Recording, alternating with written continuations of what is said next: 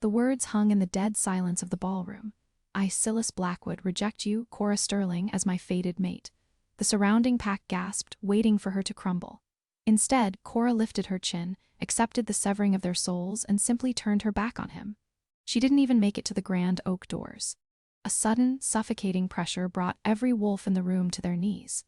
The doors blew inward, revealing Dominic Hale, the ruthless Alpha King.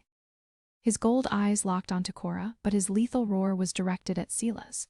Who? He snarled, the sound shaking the chandeliers. Dares reject my queen. The Crescent Ridge Pack's annual Solstice Gala was the social event of the year. A glittering affair held in the sprawling estate nestled deep within the Oregon Cascade Mountains. To the outside world, it was an exclusive retreat for wealthy elites. Inside, it was a vital political arena for werewolves. For 22-year-old Cora Sterling, it was just another night of endless work. Cora was the pack's event coordinator and head of internal accounts. She wasn't royalty, nor did she have a formidable bloodline. Her parents had been border guards who lost their lives in a rogue skirmish back in 2016, leaving her an orphan at 12. Since then, she had earned her keep through sheer competence and an unbreakable work ethic.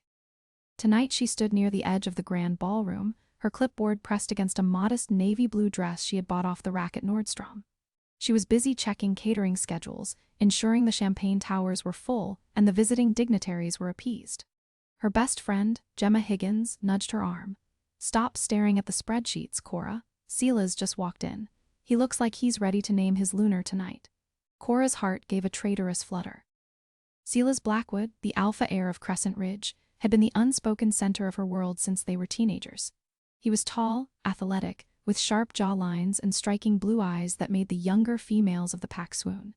They had shared quiet moments in the pack archives, lingering glances over ledger approvals, and an undeniable chemistry that Cora had secretly hoped meant they were destined for one another. But as Cora looked up, her stomach dropped. Silas wasn't alone. Hanging off his arm was Brianna Hayes, the devastatingly gorgeous daughter of the Silver Moon Alpha. Brianna wore a custom Vera Wang gown that sparkled under the crystal chandeliers, looking every inch the aristocratic Luna Silas's father demanded he marry. She's just a political play, Gemma muttered, though she didn't sound convinced. Everyone knows Silver Moon controls the northern logging routes. Cora swallowed hard, forcing her eyes back to her clipboard. It doesn't matter, Gemma. I'm just... Suddenly, the ambient hum of the ballroom faded into white noise. The scent hit Cora like a freight train. It wasn't the usual blend of expensive perfumes and catered food. It was the intoxicating, overwhelming aroma of petrior, sharp pine, and electric ozone. It was the scent of her soul's other half. Cora gasped, dropping her pen. Her wolf, usually quiet and subdued, howled in her mind, clawing at her chest. Made across the polished marble floor, Silas froze. The confident smirk slid off his face. He released Brianna's arm, his nostrils flaring as his blue eyes locked directly onto Cora. The invisible magnetic tether of the mate bond snapped into place between them, practically humming with ancient magic. The entire room seemed to hold its breath. Pack members parted, creating a clear line of sight between the humble event coordinator and the future alpha. He knew, she knew, they were mates. Cora's heart soared for a fraction of a second. She took a tentative step forward, her hands trembling. Silas's expression, however, contorted. The initial shock morphed into a grimace of pure, unfiltered panic. He glanced at Brianna, who was watching him with narrowed, calculating eyes. Then he looked at his father, Alpha Thomas, who was glaring at Cora with undisguised contempt. A mate bond was sacred, but in the modern werewolf world, power and wealth often trumped destiny. Silas was a pragmatic man, groomed for ruthlessness. A lowly orphan with a clipboard offered him no alliances, no wealth, and no status. Silas took a deep breath, his jaw setting into a hard line. He stepped away from Cora, elevating his voice so that it echoed against the vatted ceilings. Cora Sterling, Silas began, his voice devoid of any warmth. Cora froze. Silas, don't, she whispered, though the entire room heard her desperate plea. You are unranked. You hold no territory, command no respect, and bring no alliance to Crescent Ridge, Silas stated coldly, his words slicing through the silence like a scalpel. I need a Luna who can stand beside me to rule, not one who balances the checkbooks. Gemma gasped, stepping forward to intervene. But Liam Carter, the pack beta, grabbed her arm, shaking his head grimly. No one could interfere in mate business. I, Silas Blackwood, future alpha of the Crescent Ridge Pack, Silas continued, his voice ringing with absolute finality, "Hereby reject you, Cora Sterling, as my fated mate." The words struck Cora with the force of a physical blow. The invisible tether connecting their souls violently snapped. A searing, agonizing pain ripped through her chest, stealing the air from her lungs. It felt as though a piece of her heart was being carved out with a rusted blade. Blood rushed to her ears, and a warm trickle of crimson trailed from her left nostril. The physical manifestation of a violently severed bond. Whispers erupted around the room. Brianna smirked triumphantly, threading her arm back through Silas's. Silas looked away, refusing to meet Cora's eyes, cowardice masking his features. Cora stood trembling, clutching her clipboard to her chest like a shield. The pain was blinding, demanding she fall to her knees and weep. But as she looked at the pitting faces of her packmates and the smug expression on her former mate's face, a deep, resilient pride flared within her. She wiped the drop of blood from her upper lip with the back of her hand. She straightened her spine, forcing her chin up. Her voice, though quiet, was steady and perfectly clear. "I, Cora Sterling, accept your rejection, Silas Blackwood. May you find the life you have paid for." Without another word, without a single tear falling in front of them, Cora turned on her heel. She walked away from the glittering lights, away from the whispers, and away from the man who had just shattered her soul. She just needed to make it to the grand oak doors. She just needed to get out into the cold night air. Cora's heels clicked sharply against the marble floor of the grand foyer. With every step, the agony in her chest intensified, radiating outward until her fingertips were numb. She kept her eyes fixed on the massive oak double doors leading out to the estate's circular driveway. Just 10 more steps, 5 more steps. Outside, the night air was unnaturally still. The familiar sounds of the crickets and the rustling pine needles had vanished, replaced by a suffocating, heavy silence. As Cora reached out to push the heavy brass handles of the doors, an oppressive, terrifying weight slammed into the atmosphere. It wasn't just a scent.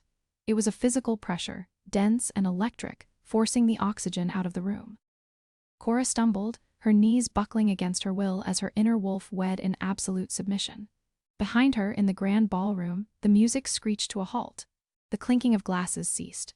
The collective gasp of 200 werewolves being forced to their knees echoed through the halls. Through the frosted glass of the entrance doors, the headlights of 3 black armored SUVs cut through the darkness. Before the vehicles had even fully stopped, the doors flew open. Cora leaned heavily against the wall, fighting the instinct to bare her neck. The sheer dominance radiating from outside was ancient, lethal, and fundamentally terrifying. The heavy oak doors were violently shoved inward, crashing against the foyer walls with a sound like a thunderclap. Standing in the threshold was Dominic Hale. He was a myth whispered about in frightened tones around pack fairs, the Alpha King of the Northern Territory, a man who had conquered 5 rogue factions by the time he was 25, and whose wealth and power eclipsed the entire governing council. Dominic was exceptionally tall, broad-shouldered, and dressed in a meticulously tailored charcoal suit that did nothing to hide the predatory grace of his movements. His hair was pitch black, swept back, but it was his eyes that arrested the soul, a piercing, luminescent amber that seemed to see straight through flesh and bone. Dominic stepped into the foyer. His beta, a hulking man named Declan, flanked him, looking equally lethal. The king did not announce himself. He didn't need to. The oppressive aura of his presence had already forced Alpha Thomas, Silas, and every other elite in the ballroom into a submissive kneel. Dominic's amber eyes swept the room with utter disdain. He had come to Crescent Ridge on council business, intending to audit their logging disputes, but as he stepped over the threshold, his head snapped up, his nostrils flared. Cora pressed against the cold stone of the foyer wall, watched in a daze as the Alpha King froze. Dominic's sharp gaze darted around until it landed on her. She was shivering, clutching her clipboard, her face pale and a faint smear of blood under her nose. The moment Dominic looked at her, the agonizing, tearing pain in Cora's chest miraculously vanished. It was replaced by a surge of warmth so profound it made her gasp. A new scent enveloped her. Rich mahogany, dark chocolate, and the crisp, clean smell of winter snow. It was 1,000 times more potent than what she had felt with Silas. Dominic's expression transformed from cold indifference to sheer unadulterated shock and then immediately into violent possessiveness. He crossed the foyer in 3 massive strides, ignoring the kneeling pack elites, and stopped inches from Cora. Up close, the power rolling off him was intoxicating. He reached out with a large, calloused hand, his fingers hovering just millimeters from her cheek. He was trembling. The feared, ruthless Alpha King was trembling. "Mate," Dominic breathed, the word a deep, guttural rumble that vibrated through the floorboards. "My true mate." Cora stared up at him, her mind unable to process the magnitude of the moment. A second chance, mate? No, this felt different. The bond with Silas had felt like a suggestion of the universe. This bond with Dominic felt like an absolute law of nature. But as Dominic inhaled deeply to take in her scent, his amber eyes suddenly flashed gold. His fangs descended. He had smelled it. Beneath her natural scent of vanilla and sweet cream, there was the sharp metallic tang of fresh blood and the sour, agonizing stench of a rejected bond. Someone had hurt her. Someone had dared to break a bond with his soulmate right before he walked through the door. Dominic slowly turned his head towards the ballroom. The warmth he had radiated toward Cora vanished, replaced by an arctic, murderous rage. The pressure in the room doubled, cracking the crystal champagne flutes on the catering tables. Several Omegas whimpered, pressing their faces to the floor. "Who?" Dominic's voice was dangerously quiet, yet it carried to every corner of the estate. When no one answered, Dominic stepped into the center of the ballroom, pulling Cora gently but firmly behind him, shielding her with his massive frame. "I smell the blood of a severed bond on my mate," Dominic roared, the sound shaking the grand chandeliers overhead, sending a rain of crystal dust down onto the cowering pack. "I will ask one more time before I tear this pack house down to the foundation. Who dares reject my queen?" Alpha Thomas, trembling violently, forced his head up, his eyes darting to his son. Silas was kneeling near the stage, his face entirely drained of color. He looked from his father to the terrifying Alpha King, and finally to the girl standing behind the king, the girl he had discarded like trash mere minutes ago. Cora looked back at Silas. There was no pity in her eyes, only a quiet realization of the colossal mistake he had just made. Dominic tracked Alpha Thomas's gaze. The king's predatory stare locked onto Silas. A terrifying, cruel smile curled the edges of Dominic's mouth. "You," Dominic whispered, advancing toward the future Alpha of Crescent Ridge with the slow, deliberate pace of an executioner. "You threw away a diamond to pick up a stone, and now you will answer to me." The silence in the Crescent Ridge ballroom was absolute, heavy with the metallic scent of pure terror. Dominic Hale did not walk. He stalked. Every step the Alpha King took toward Silas Blackwood sent a visible tremor through the crowd. Men and women who were millionaire CEOs and ruthless politicians in the human world were currently pressing their foreheads to the marble floor, completely subjugated by the ancient primal power of the king's aura. Cora stood rooted to the spot in the foyer, her heart hammering a frantic rhythm against her ribs. The crippling agony of Silas's rejection had evaporated entirely, replaced by a teatreming electric warmth that tethered her directly to the massive man now dominating the room. Silas remained on his knees as Dominic stopped right in front of him. The young Alpha looked up, his usually arrogant face slack with horror. Sweat beaded on his forehead. Brianna Hayes, who had been clinging to Silas mere moments ago, had scrambled backward, uncaring that her custom Vera Wang gown was snagging on a broken champagne flute. "You," Dominic repeated, his voice a low, growly octave that vibrated in the chests of everyone present. "You stood in front of your pack, in front of the gods that govern our kind, and severed a soul tie with my mate. Tell me, boy, what possessed you to sign your own death warrant?" Alpha Thomas, desperate to save his only son and heir, broke protocol. He crawled forward on his hands and knees, his head bowed submissively. "My king, please, it was a mistake, a profound, unforgivable mistake. We did not know, we could not have known she was meant for you." Dominic didn't even glance down at the older Alpha. With a flick of his wrist, his beta Declan stepped forward and clamped a massive hand onto Thomas's shoulder, pinning the older man flat to the floor with bone-crushing force. "Ignorance is not a defense, Thomas," Dominic said coldly. He finally crouched down so he was at eye level with Silas. The king's amber eyes were swirling with gold, the beast right beneath the surface.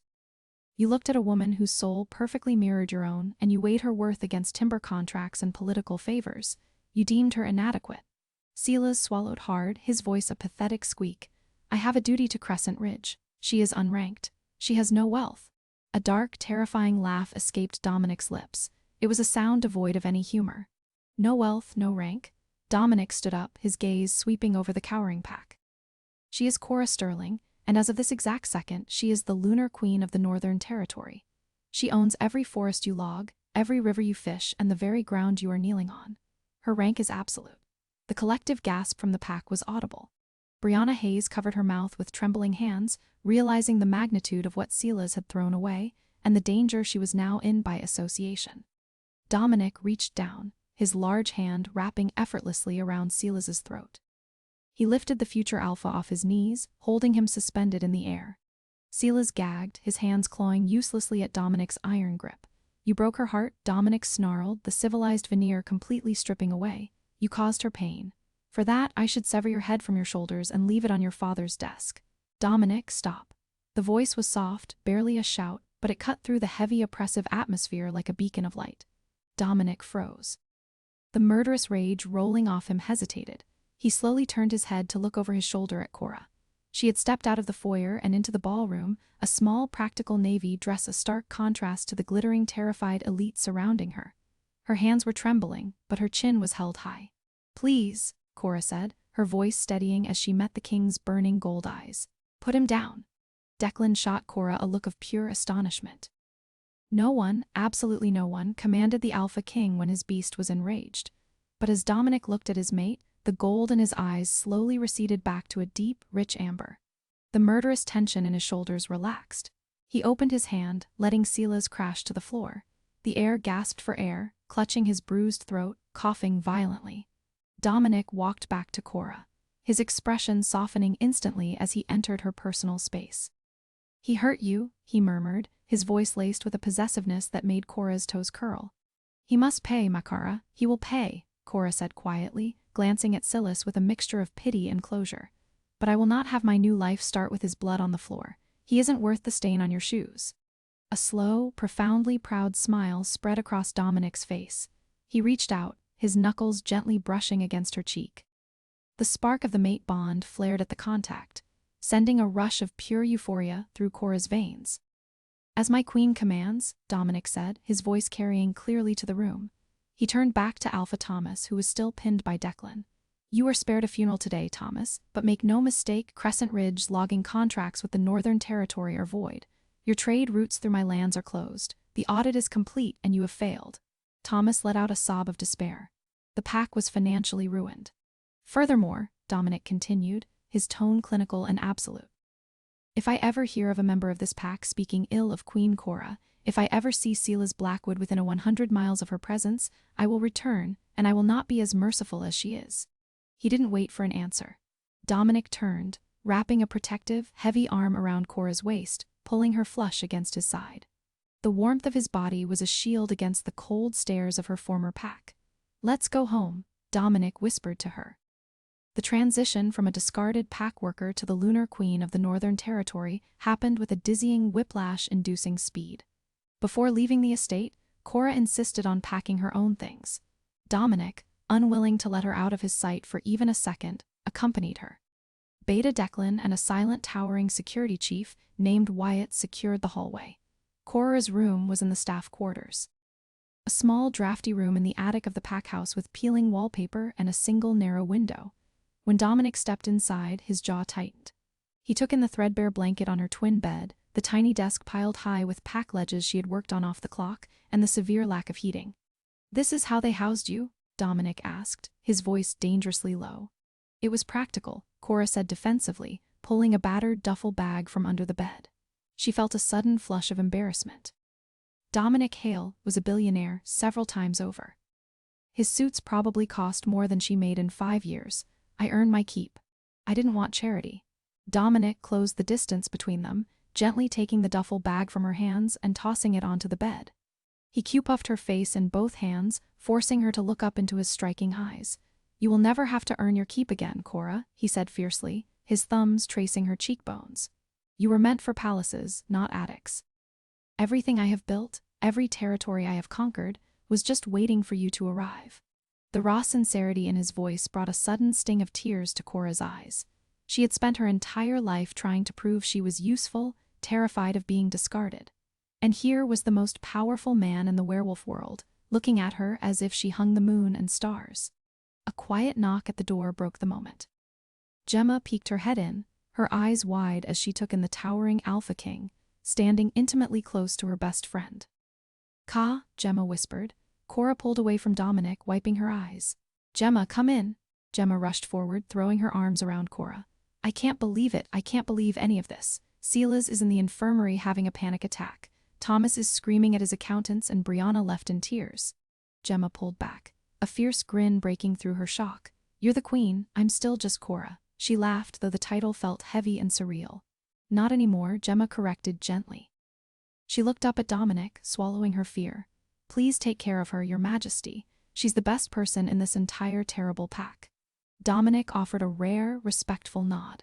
"She is the best person in this entire world. Gemma, you have my word. And if you ever wish to leave this sinking ship, there is a place for you in the Northern Territory." Within an hour, Cora was seated in the plush leather interior of Dominic's armored SUV. The convoy sped away from the Crescent Ridge estate, leaving behind the only life she had ever known. As the massive iron gates of the pack house faded into the rearview mirror, Cora felt a profound sense of closure. Silas Blackwood was a ghost of her past. Dominic Hale was her undeniable future. The drive north to Wyoming took several hours. During the journey, Dominic held her hand resting on his thigh, their fingers intertwined. The physical contact was necessary. The new mate bond was ravenous, demanding proximity to soothe the trauma of her recent rejection. Dominic explained his world to her. His territory was vast, headquartered in a high-tech, sprawling compound built into the side of the Teton mountain range, known as Obsidian Peak. He wasn't just a werewolf alpha. He ran a global conglomerate that controlled logistics, security, and energy sectors. "It's a lot of responsibility," Dominic warned gently, watching the snowy landscape blur past the tinted windows. "The council will want to test you. The older alphas will look for weaknesses, but you will never face them alone." "I'm used to managing crisis," Cora replied, a small, confident smile touching her lips. "I balanced Crescent Ridge's budget during a recession with a broken calculator and an alpha who couldn't read a spreadsheet. I think I can handle a few grumpy elders." Dominic threw his head back and laughed, a rich, booming sound that filled the cabin. Up front, Declan caught Cora's eye in the rearview mirror and grinned. "You're exactly what he needs, Luna." They arrived at Obsidian Peak just as the sun began to rise, painting the snow-capped mountains in hues of gold and pink. Calling it a compound was a massive understatement. It was a modern fortress of glass, steel, and dark timber, blending seamlessly into the cliffside. Heavily armed guards patrolled the perimeter. But as Dominic's SUV pulled up to the main entrance, they all stopped and bowed their heads in deep respect. As Cora stepped out of the vehicle, the crisp, freezing mountain air hit her face. Dozens of pack members had already gathered on the grand steps, having been alerted by Declan of the king's successful return. At the forefront stood an older woman with sharp eyes and a warm smile, wearing a thick woolen shawl. This was Beatrice, the den mother and head of the estate. "Welcome home, my king," Beatrice said before turning her gaze to Cora. Her eyes widened, sensing the bond, and she immediately dropped into a deep, graceful curtsy. "And welcome home, Queen Cora. We have waited a very long time for you." Cora looked up at the massive glass structure, then up at the towering, gorgeous man standing beside her. He wrapped an arm around her, kissing the top of her head. "Let's go inside," Dominic murmured. "Your reign begins today." But hundreds of miles away, back in the ruined halls of Crescent Ridge, Silas Blackwood was staring at a pile of financial ledgers. His father's pack was bankrupt. Silver Moon had withdrawn their alliance. They were completely defenseless. Silas rubbed his bruised throat, a dark, desperate obsession taking root in his mind. He had made a mistake, a fatal one.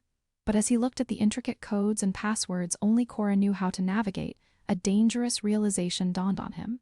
He didn't just want her back because she was the key to his survival. He wanted her back because another man had taken what was originally his. And Silas Blackwood, a boy accustomed to getting everything he demanded, decided he would burn the werewolf world to ashes to steal the Alpha King's mate. For the first time in his pampered, privileged life, Silas Blackwood knew the bitter taste of absolute failure. The Crescent Ridge pack house, usually bustling with caterers and visiting dignitaries, felt like a tomb. Alpha Thomas had locked himself in his study, drinking through his premium Scotch collection, as the reality of their ruin set in. Without the logging routes through the Northern Territory, their primary revenue stream had evaporated overnight. Worse, the Silver Moon Pack had formally severed their alliance, taking Brianna Hayes and her dowry back across the state line.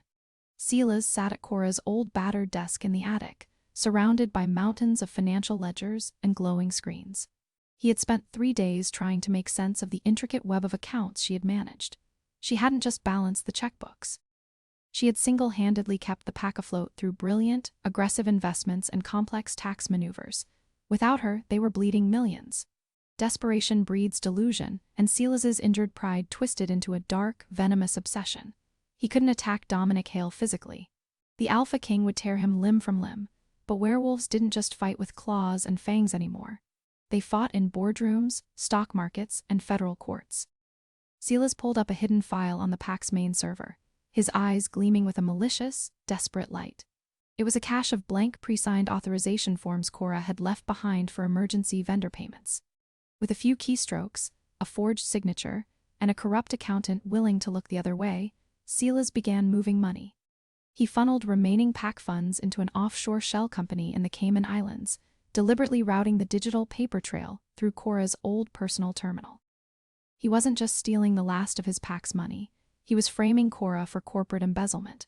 "Let's see the Alpha King protect a federal fugitive," Silas muttered to the empty room. He picked up his cell phone and dialed a private number. It connected to Richard Sterling, a ruthless human corporate lawyer in Seattle known for destroying lives in high-stakes civil litigation. "Richard, it's Silas. I have a major theft to report. A former employee has embezzled $8 million and fled to Wyoming. I want her assets frozen, and I want an emergency injunction filed against her new employer." Meanwhile, 3 states away, Cora was discovering what it meant to be truly cherished. Life at Obsidian Peak was a revelation. Dominic didn't just treat her as a mate, he treated her as an equal partner. The bond between them had solidified into a warm, thrumming presence in her chest, a constant source of strength that banished the lingering trauma of her rejection. On a crisp Tuesday morning, Cora was sitting in Dominic's expansive glass-walled office overlooking the snow-dusted Tetons. She wore a tailored ivory pantsuit, a stark contrast to the cheap clothes she had worn at Crescent Ridge. She was currently deep-diving into Hale Global's philanthropic accounts, a mug of artisan coffee warming her hands. Dominic sat across the massive mahogany desk, reviewing a series of contracts. He occasionally glanced up just to watch her, his amber eyes soft with an affection that still made Cora's breath catch. The heavy oak doors to the office swung open, and Wyatt strode in. Wyatt was Dominic's head of security, a towering, heavily scarred werewolf who had spent 10 years as a human Navy SEAL before returning to the pack. He moved with silent lethal precision and commanded a security force that operated more like a Tier 1 military unit than traditional pack enforcers. Wyatt's expression was grim. He placed a thick sealed manila folder on Dominic's desk.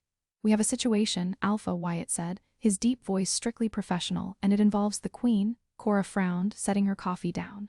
"Me? What kind of situation?" Dominic opened the folder, his eyes scanning the heavily redacted legal documents. The temperature in the room plummeted as his jaw set into a furious hard line, his beast pushed to the surface, his eyes flashing a dangerous gold. "Silas Blackwood," Dominic snarled, the name dripping with venom. "He has filed an emergency injunction and a federal lawsuit in federal court in Seattle. He's claiming you embezzled $8 million from Crescent Ridge on the night of the Solstice Gala. He's managed to secure a temporary freeze on your personal accounts and is trying to subpoena Hale Global's financial records, claiming we aided and abetted your theft." Cora felt the blood drain from her face. "Embezzlement? That's insane.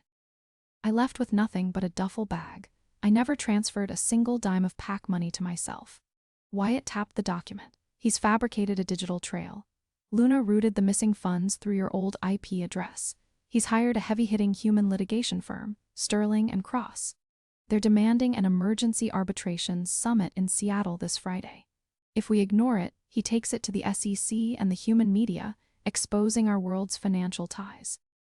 Dominic stood up, the glass windows rattling violently as his aura expanded. "I will fly to Oregon right now and rip his throat out. I warned him what would happen if he ever crossed us again." "No." Cora stood up quickly, rounding the desk and placing her hands firmly on Dominic's chest. The physical contact instantly soothed the Alpha King's raging beast. "Dominic, think about it. This is exactly what he wants. He wants you to react with violence so he can play the victim. He wants to drag your empire into a messy public scandal. Dominic looked down at her, his hands resting on her waist. He is attacking my mate, Cora. I will not allow him to drag your name through the mud. I will crush him. And you will, Cora said, her voice dropping into a deadly calm register that surprised even Wyatt. A fierce, unyielding light sparked in her eyes. The meek, submissive event coordinator was dead. The Luna Queen had awakened. But we aren't going to fight him with claws, Dominic. He wants a boardroom war. Fine, we'll give him one. She turned to Wyatt. Wyatt, I need you to secure me a secure terminal with access to the Bloomberg database and Hale Global's forensic accounting software. Silas is arrogant, but he's a terrible accountant. If he forged a digital trail, he left mistakes. I'm going to find them. Wyatt offered a sharp, respectful nod, a glint of genuine admiration in his eyes. Right away, Queen Cora. Dominic pulled her flush against him, a dark, predatory smirk crossing his face. What are you planning, Mia? Kara. Silas thinks I'm still the weak, unranked girl he can push around, Cora whispered, her eyes flashing. He's about to find out that when you back a wolf into a corner, she bites back. The arbitration room on the 45th floor of the Sterling and Cross building in downtown Seattle was a masterpiece of corporate intimidation. Floor-tolling windows offered a dizzying view of the Puget Sound, while the room itself was dominated by a massive polished slate table and state-of-the-art presentation screens. Silas Blackwood sat at one end, flanked by his father, Alpha Thomas, and two shark-like corporate attorneys. Silas wore a bespoke Italian suit, projecting an air of absolute smug confidence. He had set the trap perfectly. He knew Cora. She was a quiet background worker who withered under public scrutiny. Faced with federal charges and high-powered lawyers, he fully expected her to break down, beg for mercy, and agreed to return to Crescent Ridge to fix his PAC's broken accounts in exchange for dropping the lawsuit. They're late, Thomas muttered, wiping sweat from his brow. The older Alpha looked haggarded, the stress of impending bankruptcy taking its toll. Let them stall, Silas sneered. It just makes her look guiltier. The heavy mahogany doors didn't just open. They were pushed open with calculated, synchronized force. 4 men in immaculate dark suits filed into the room first. They didn't look like corporate security. They moved with the tight, predatory coordination of a military strike team. Wyatt, leading the formation, swept the room with cold, assessing eyes, his presence alone making Silas's human lawyers shift uncomfortably in their expensive leather chairs.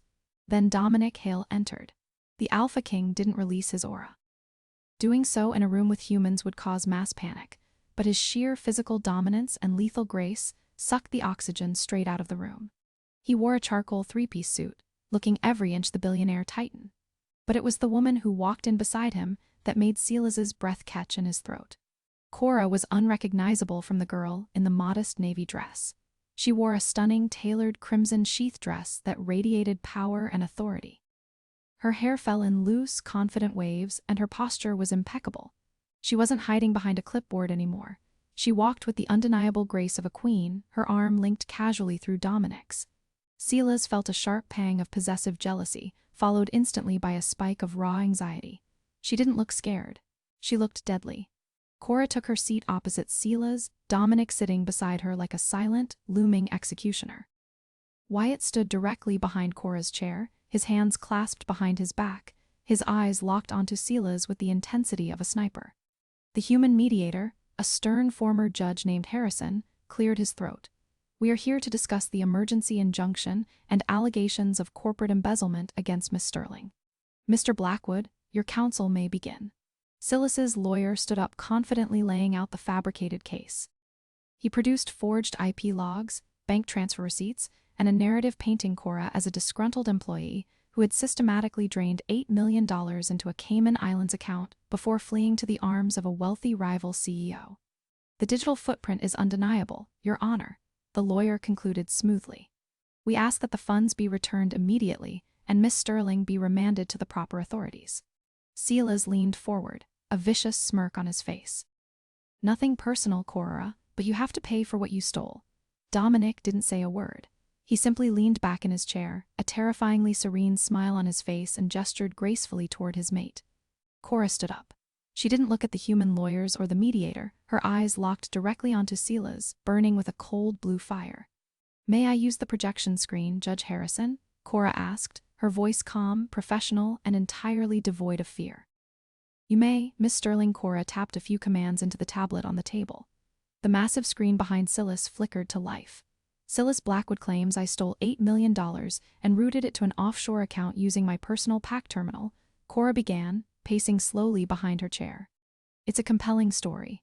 However, Silas failed to account for two crucial details. First, he fired me and severed my PAC access at exactly 10:42 p.m. on the night of the Solstice Gala. The transfers he provided to the court occurred at 1:15 a.m. Silas's smirk faltered slightly. You could have set up a delayed transfer. I could have, Cora agreed smoothly, if I hadn't hard-coded a biometric lock onto the master ledger 3 months ago to prevent rogue access. A lock that requires a retinal scan. The room went dead silent. Alpha Thomas gripped the edge of the table, his knuckles turning white. Cora tapped the tablet again. A complex string of code and a security log flashed onto the massive screen. As you can see from Hale Global's forensic audit of the Crescent Ridge server logs, Cora continued, her voice ringing with absolute authority.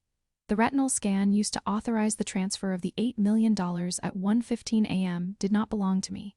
The screen shifted, displaying a high-resolution image of the security log bypass. Beside it, a photo appeared. The retinal scan, Cora said, her voice dropping into a lethal whisper, belonged to Alpha Thomas Blackwood. Chaos erupted. Silas sprang to his feet, his face pale with horror. That's a lie. You manipulated the data. I didn't have to. Cora fired back, her aura finally flaring, pressing the human lawyers back into their seats. You were so desperate to frame me. You used your father's master override to forge the IP address, forgetting that the server logs the physical biometrics of every master override. She wasn't finished. Cora tapped the screen one last time. A labyrinthine web of wire transfers, shell companies, and dummy corporations lit up the room. Furthermore, Cora stated, looking directly at the mediator. While investigating this false claim, I ran a full audit of Crescent Ridge's accounts from the past 5 years. The $8 million wasn't stolen from the PAC. It was money Silas and Thomas have been systematically laundering from a human charity foundation they run in Portland, hiding it offshore to avoid federal taxes. The human lawyers representing Silas looked at the screen, then at their clients, their expressions morphing from confident to utterly horrified. They were holding forged documents and representing men who had just been exposed for massive federal wire fraud on a silver platter. We're done here, the lead lawyer stammered frantically, packing his briefcase. Mr. Blackwood, we no longer represent you. Wait, Alpha Thomas shouted, panic destroying his composure. Silas lost his mind. The humiliation, the ruin, the utter destruction of his ego shattered the last of his restraint. With a feral, unearthly roar, his eyes flashed completely black. He vaulted over the massive slate table, his claws extending, aiming directly for Cora's throat. He never made it halfway across the table. Before Silas could even register the movement, Wyatt stepped cleanly in front of Cora. The former Navy SEAL didn't even fully shift. He simply caught Silas by the throat midair with one massive hand, using the air's own momentum to slam him brutally onto the polished table, shattering the thick slate right down the middle. Silas gasped, pinned helplessly as Wyatt drew a heavy silver-plated tactical knife, holding it an inch from Silas's eye. Move, Wyatt whispered, a terrifying promise in his tone, and I'll permanently end your bloodline. Dominic slowly stood up. He walked around the broken table, standing over the pathetic, whimpering form of the man who had once dared to reject his queen. You brought a knife to a gunfight, boy, Dominic said softly, his voice echoing in the stunned silence of the boardroom. The embezzlement charges against my mate are dropped. Your PAC is bankrupt and I have already forwarded this entire financial dossier to the SEC and the FBI. You aren't just losing your PAC, Silas. You're going to human prison. Dominic turned back to Cora, offering her his hand. She took it, her head held high, stepping over the ruined debris of her past. Come, my queen, Dominic murmured, pressing a kiss to her knuckles. We have an empire to run. The fallout was swift, brutal, and entirely merciless. Within 48 hours of the disastrous boardroom meeting in Seattle, the gleaming facade of the Crescent Ridge PAC crumbled into dust. Dominic Hale had not made an idle threat. The financial dossier Cora had meticulously compiled was entirely bulletproof, detailing years of wire fraud, tax evasion, and the embezzlement of human charity funds. The FBI and the SEC descended upon the Oregon estate before the sun even rose on Monday. Silas Blackwood, the proud, arrogant alpha heir who had once thought himself invincible, was dragged out of his ancestral home in human handcuffs. News helicopters from human channels circled overhead, capturing the humiliating spectacle as Silas and his father Thomas were shoved into the back of federal transport vehicles. For a werewolf, human prison was a fate worse than death. Stripped of their pack, surrounded by iron bars and concrete, their inner beasts would slowly suffocate in the sterile, confined environment. It was the ultimate agonizing karma for men who had prioritized human wealth and political power over the sacred laws of their own kind. But the punishment in the human world was only half of their ruin. 2 weeks later, the North American Werewolf Council convened at Obsidian Peak. The grand hall of Dominic's compound was filled with the oldest and most powerful alphas on the continent. They sat around a massive circular table carved from ancient redwood, the air thick with tension and the smell of ozone. Dominic sat at the head of the table, radiating absolute authority. Beside him sat Cora. She wore a deep emerald gown that complemented the new undeniable glow of her skin, a physical manifestation of a fully realized powerful mate bond. A delicate crown of woven silver and obsidian rested in her hair. She wasn't just observing, she was presiding. "The evidence is indisputable," rumbled Alpha Harrison of the Eastern Seaboard, reviewing the council documents. "Thomas and Silas Blackwood have not only broken human federal laws, bringing dangerous scrutiny to our kind, but they attempted to frame the Lunar Queen of the Northern Territory. Furthermore, Silas Blackwood openly rejected his fated mate for political gain." A murmur of disgust rippled around the table. Rejecting a fated mate was a spiritual crime. Doing it to someone who turned out to be the Alpha King's true mate was pure insanity. "The Crescent Ridge Pack is officially dissolved," Dominic announced, his voice carrying the finality of a gavel strike. "Their territory is forfeit. Their remaining assets are seized by the council to pay off the debts Thomas incurred." An older alpha from the Midwest cleared his throat. "And what of the pack members, King Dominic? Hundreds of wolves are now without an alpha or a home. They are effectively rogues." Dominic turned his head, looking at Cora. The fierce protectiveness in his amber eyes softened into profound respect. He reached out, lacing his fingers through hers on top of the redwood table. "My queen will decide their fate," Dominic said simply. Every eye in the room turned to Cora. A month ago, she had been a background worker, ignored and discarded. Now she held the lives of her former abusers in the palm of her hand. Cora stood up. The room fell dead silent, the alphas leaning in to hear the judgment of the woman Silas Blackwood had deemed unranked and worthless. The leadership of Crescent Ridge was corrupt, but the people were just following orders to survive. Cora spoke, her voice clear, compassionate, but laced with an iron will. "I will not punish the innocent for the sins of their former alpha. The Northern Territory will absorb the Crescent Ridge lands. The pack members who wish to stay will be integrated into our lower ranks and given a chance to prove their loyalty. Those who wish to leave will be granted safe passage." She paused, her eyes hardening slightly as she remembered the snickers and the pitying looks on the night of her rejection.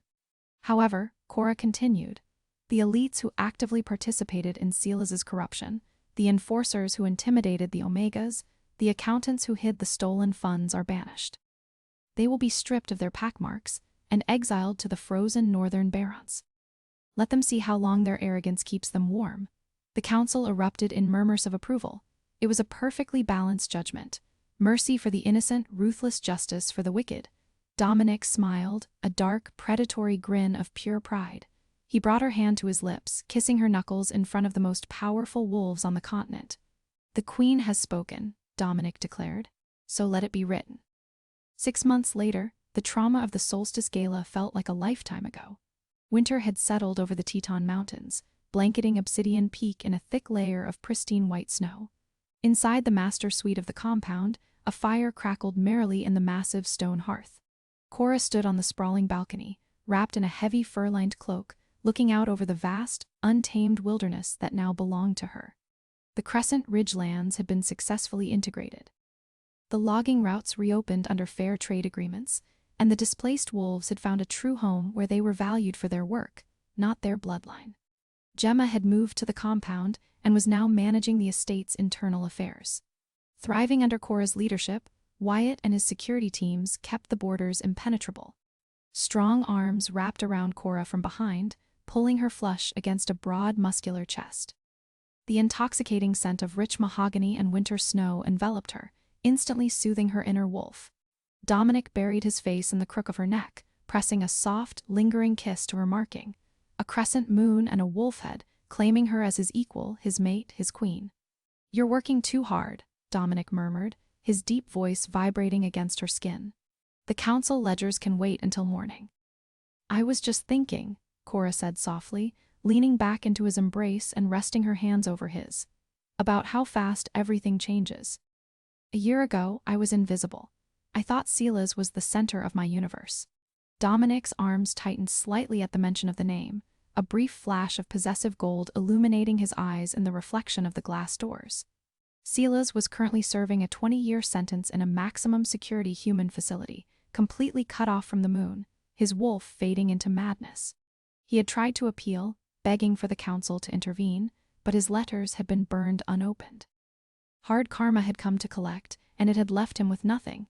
"It was just a stepping stone, Mirkar," Dominic whispered fiercely, turning her in his arms so she had to look up into his striking face.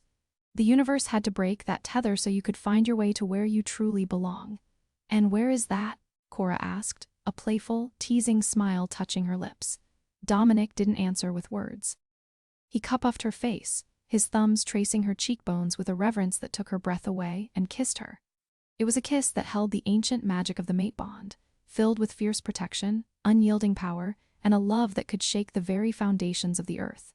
When he finally pulled back, resting his forehead against hers, the Alpha King smiled down at the woman who had conquered his heart without even trying.